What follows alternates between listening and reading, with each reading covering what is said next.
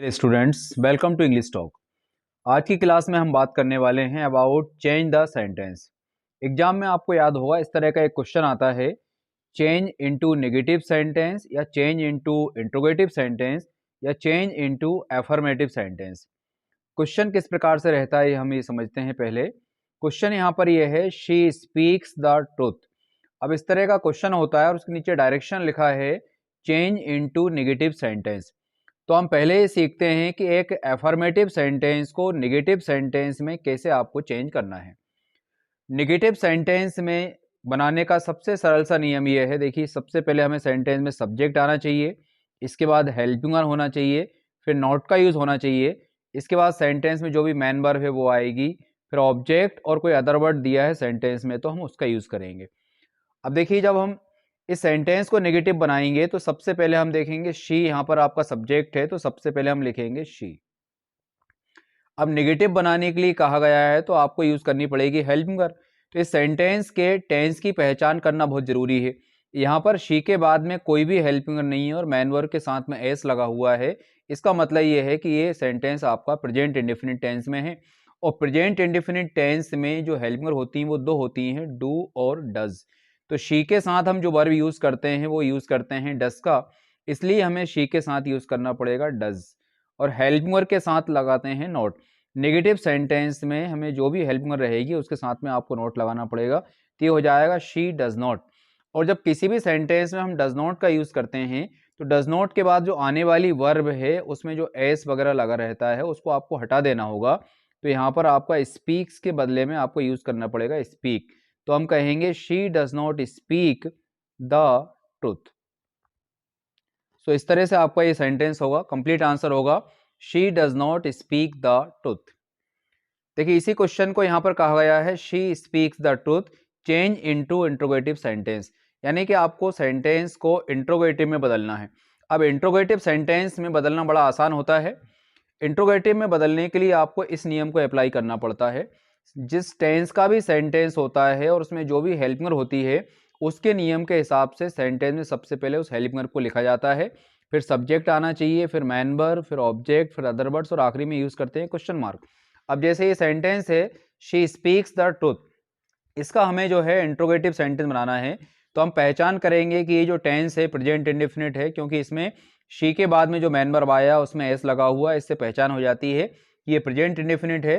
Present indefinite में दो helping verb हैं, अभी अपन ने बात की डू और डज होती हैं दो हेल्पिंग वर्ब। तो हम यहाँ पर देखेंगे शी के साथ में डज आता है तो, लेकिन इंट्रोगेटिव बना रहे हैं तो हेल्पिंग वर्ब यहाँ पर पहले लगानी है, तो आपको यूज करना पड़ेगा डज। फिर सब्जेक्ट आपका आ गया शी, फिर हम यूज करेंगे मैन वर्ब। मैन वर्ब इसके अंदर क्या है स्पीक, तो हम कहेंगे does she speak the truth. Truth आपका ऑब्जेक्ट है, अदर वर्ड इसके अंदर है नहीं, और सेंटेंस के लास्ट में यूज करना पड़ेगा क्वेश्चन मार्क का। तो कंप्लीट आंसर होगा does she speak the truth. आइए कुछ और सेंटेंस देखते हैं। अब यहाँ पर क्वेश्चन दिया है he does his duty well, इसको हम पहले नेगेटिव बनाते हैं। देखिए नेगेटिव बनाने का नियम अपन ने बात की अभी कि हेल्पिंग वर्ब जो भी सेंटेंस में रहेगी उसके बाद में नोट लगाएंगे। सब्जेक्ट यहाँ पर ये ही, टेंस की पहचान करेंगे, यहाँ पर डज लिखा हुआ है मतलब ये प्रेजेंट इंडेफिनिट टेंस का वाक्य है। ही सिंगुलर नंबर होने के कारण डू में ईएस लगा हुआ है, तो हम यहाँ पर नेगेटिव बनाएंगे ही डज नॉट। डज नॉट का यूज करना है। अब डज नॉट के बाद में हमें मालूम है, अभी अपन ने बात की थी कि डज नॉट के बाद में मैन वर्ब की फर्स्ट फॉर्म आती है, तो ये डज में अलग से येस लगाया गया है, तो हम डज नॉट के बाद में इस येस को हटा देंगे और सिर्फ मैन वर्ब की फर्स्ट फॉर्म लिखना है do. He does not do. Object यहाँ पर ये है हिज ड्यूटी और फिर यहाँ पर लिखा हुआ है अदर वर्ड में बेल। सो कंप्लीट आंसर आएगा ही does not do his duty bell. आइए अब इसी सेंटेंस को हम इंट्रोगेटिव बनाते हैं।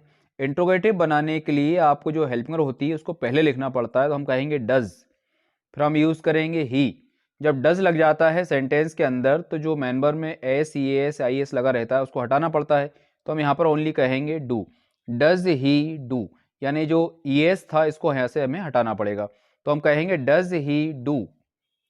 ऑब्जेक्ट यहाँ पर ये है हिज ड्यूटी वेल, और चूंकि ये एक इंट्रोगेटिव सेंटेंस है तो क्वेश्चन मार्क को यहाँ से हमें यूज करना पड़ेगा। देखिए और क्वेश्चन है यहाँ पर आई डू इट डेली, इसका हम नेगेटिव बनाते हैं। यहाँ पर हम देखेंगे आई के बाद में डू यानी मैन वर्ब की फर्स्ट फॉर्म दी गई है। इसका मतलब ये है कि ये प्रेजेंट इंडेफिनिट का सेंटेंस है और प्रेजेंट इंडेफिनिट का होने के कारण यहाँ पर हमें आई के साथ में यूज़ करना पड़ेगा डू। और चूंकि नेगेटिव बनाने के लिए हेल्प वर्ब के बाद नॉट लगाते हैं तो हम कहेंगे आई डू नॉट।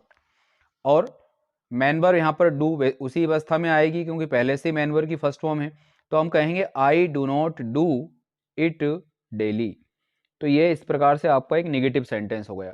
अब इसी सेंटेंस को अगर हमें इंट्रोगेटिव बनाना होगा तो आई डू इट डेली की हम पहचान करेंगे कि ये प्रेजेंट इंडेफिनिट का सेंटेंस है। इंट्रोगेटिव बनाने के लिए हेल्प वर्ब को पहले लिखना पड़ता है, तो हम कहेंगे do I do it daily. क्योंकि मैन वर्ब इसमें एफर्मेटिव में भी सेम रहेगी, नेगेटिव इंट्रोगेटिव में भी सेम रहेगी, और आखिरी में हमें यूज करना पड़ेगा क्वेश्चन मार्क। तो इंट्रोगेटिव में होगा do I do it daily. अगला क्वेश्चन है he did his work well. अब इस सेंटेंस का हमें नेगेटिव बनाना है। सबसे पहले हम पहचान करेंगे कि यहाँ पे डू की सेकेंड फॉर्म डिड का यूज किया गया है और वर्ब की सेकेंड फॉर्म आती है पास्ट इंडेफिनिट के एफर्मेटिव सेंटेंस में। तो हमें पता चला कि ये जो सेंटेंस है वो पास्ट इंडेफिनिट का है और पास्ट इंडेफिनिट टेंस में नेगेटिव या इंट्रोगेटिव बनाने के लिए आपको सेंटेंस में पास्ट इंडेफिनिट की वर्ब डिड का यूज करना पड़ता है। अब इस सेंटेंस को हम नेगेटिव बनाते हैं। सबसे पहले हम यूज करेंगे सब्जेक्ट ही। यहाँ पर हमें हेल्प वर्ब यूज करना पड़ेगा नेगेटिव के लिए डिड और नॉट। नेगेटिव में हमें हेल्प वर्ब के साथ नॉट यूज करना रहता है, तो हम कहेंगे ही डिड नॉट, और डिड नॉट के बाद में वर्ब की फर्स्ट फॉर्म आ गई डू हिज वर्क वेल। तो ये आपका सेंटेंस हो गया he did not do his work well, ये नेगेटिव हो गया। अब इसी को यदि हम इंट्रोगेटिव बनाते हैं तो आपको जो हेल्प वर्ब है उसको पहले यूज करना पड़ेगा, तो हम कहेंगे डिड सब्जेक्ट यहाँ पर ये ही। जब डिड लग जाएगा तो इस वाले डिड को जो कि यहाँ पर एक मैन वर्ब के रूप में है इसको आपको बदलना पड़ेगा फर्स्ट फॉर्म में, तो हम कहेंगे did he do his work well. और लास्ट में यूज करना है क्वेश्चन मार्क। एफर्मेटिव या नेगेटिव में हम फुल स्टॉप का यूज करते हैं, लेकिन इंट्रोगेटिव सेंटेंस में हम यूज करते हैं क्वेश्चन मार्क का। तो इस तरह से देखा बच्चों आपने, बड़ा आसान रहता है नेगेटिव और इंट्रोगेटिव बनाना। इस तरह के क्वेश्चन एग्जाम में आते हैं। ये देखें यहाँ पर एक क्वेश्चन है ही शट द डोर। अब इस सेंटेंस का नेगेटिव बनाना है आपको। तो नेगेटिव हम बनाएंगे कैसे? सबसे पहले आपको सेंटेंस की पहचान करनी होगी। कौन सा टेंस है पहचान के देखिए इसको, ही शट द डोर। तो यहाँ पर ही के बाद में मैन वर्ब की जो फॉर्म है उसको पहचान करना पड़ेगा कि अगर ये फर्स्ट फॉर्म होती, शट एक ऐसी वर्ब है जिसकी first form, second form, third form, तीनों फॉर्म की स्पेलिंग सेम रहती है। तो हम पता कैसे करेंगे कि ये जो है कौन सी वर्ब है? तो हम देखेंगे यहाँ पर कोई भी हेल्पिंग वर्ब नहीं है और डायरेक्ट मैन वर्ब यूज की गई है। सब्जेक्ट यहाँ पर सिंगुलर नंबर है और मैन वर्ब में कोई एस भी नहीं लगा है। तो इससे पहचान में आया कि ये जो है पास्ट इंडेफिनिट है, यानी यहाँ पर शट की सेकंड फॉर्म यूज की गई है। क्योंकि अगर ये प्रेजेंट इंडेफिनिट होता तो ही के बाद में शट में एस लग जाता, लेकिन नहीं लगा हुआ है, इसका मतलब है कि ये पास्ट इंडेफिनिट है। तो नेगेटिव जब हम बनाएंगे तो हमें कहना होगा ही डिड नॉट। जब डिड नॉट का यूज करेंगे तो यहाँ पर हमें वर्ब की हमें मालूम है फर्स्ट फॉर्म सेकंड फॉर्म एक ही होती है, तो शट का ही यूज करेंगे। तो हम कहेंगे he did not shut the door. अब इसका इंट्रोगेटिव बनाना है तो आपको यूज करना पड़ेगा पहले वर्ब को did he shut the door, और आखिरी में क्वेश्चन मार्क। एक क्वेश्चन है आपके लिए ये, शी कट्स द वेजिटेबल्स। इसका नेगेटिव और इंट्रोगेटिव आपको बनाना है।